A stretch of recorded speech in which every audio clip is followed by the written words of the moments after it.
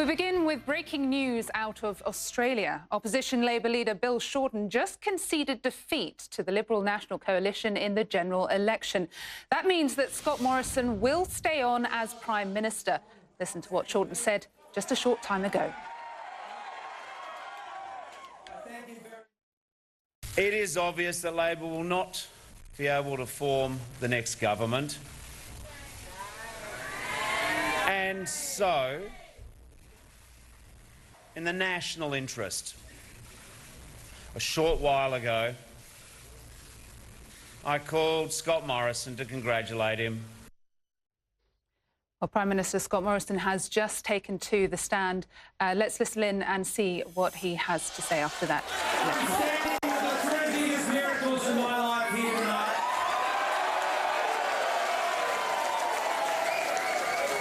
And tonight we've been delivered another one.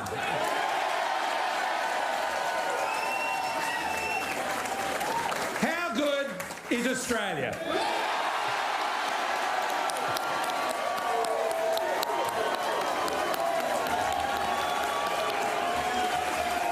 And how good are Australians?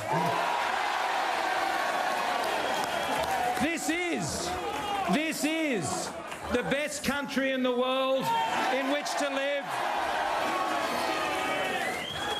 And it's those Australians that we have been working for the last 5.5 years since we came to government under Tony Abbott's leadership back in 2013.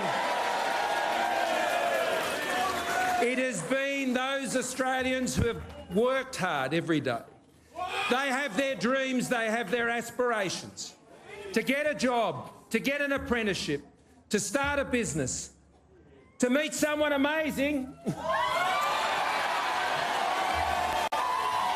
to start a family, to buy a home, to work hard and provide the best you can for your kids, to save for your retirement, and to ensure that when you're in your retirement that you can enjoy it because you've worked hard for it. These are the quiet Australians who have won a great victory tonight.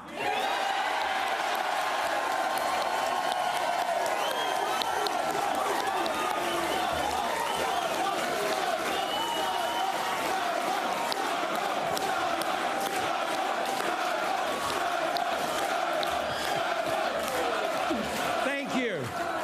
Because it's always been about them. It's always been, for those of you watching this at home tonight, for me and for my government, for all of my team, it's all about you. Tonight is not about me, or it's not about even the Liberal Party. Tonight is about every single Australian who depends on their government to put them first. And so, friends, that is exactly what we are going to do. Our government will come together after this night and we will get back to work just as Gladys Berejiklian got back to work here in New South Wales.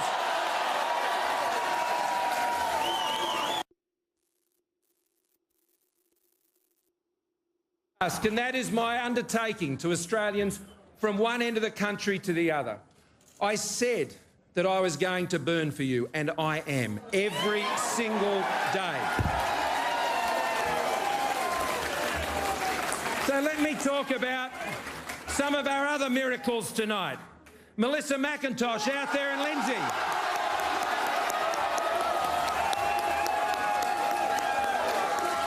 Phil Thompson up there in Townsville and Herbert. Bridget Archer down there in Bass. The big unit, Gav Pearce down there in Braddon. Terry Young up there in Longman in Brisbane.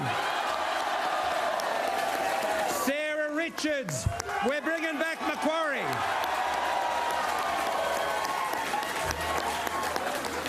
But in saying that, can I also say thank you to some great service, and I hope will continue to be service at least in a number of these cases. Can I start off by saying thank you to Tony Abbott for your service to this country. And to Sarah Henderson and Chris Cruther and Warren Mundine, who are still in there, and we've still got votes to count, and they're not stepping back. Can I thank them very much for the hard campaign that they have fought.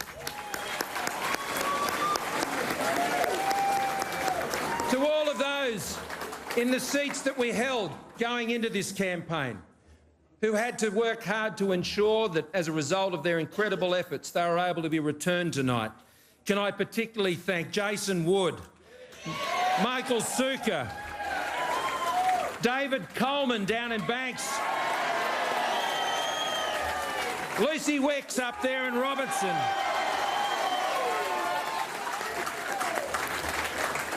pretty much the whole state of Queensland.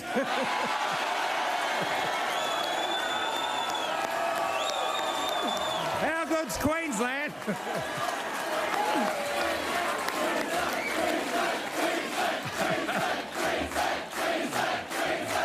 I never thought I'd hear that in this room in New South Wales, this close to Origin, I gotta tell you.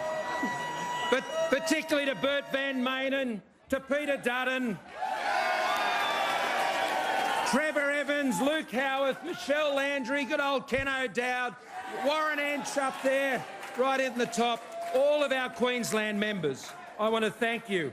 And we've got some great new members coming in as well. Dr. Katie Allen, she's down there in Higgins.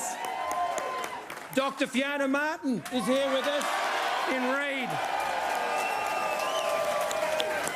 Professor Celia Hammond over there in the west coming in Curtin. Pat Conahan up there in Cowper. And Angie Bell up there on the Gold Coast. I want to thank all of my... You have been watching Scott Morrison, Australia's Prime Minister, celebrating his election win there in Sydney. Without further ado, let's get to Tom McElroy, who is a political reporter for the Australian Financial Review and joins me now via Skype from Sydney. Jubilant scenes we've been watching down there in Sydney. Something of a surprise, though, given that the predictions from the exit polls indicated that it was Labor leader Bill Shorten who was on track for a victory. Talk to us about that and how this is being received there. Well, shock is the right word. There have been 3 years of polling showing the Labor Party with a strong lead against Scott Morrison's Liberal National Coalition. Up until today, the expectation was that the Labor leader Bill Shorten would become Australia's next Prime Minister, that Scott Morrison's tenure would end after just 8 months. Those expectations have been dashed in the extreme.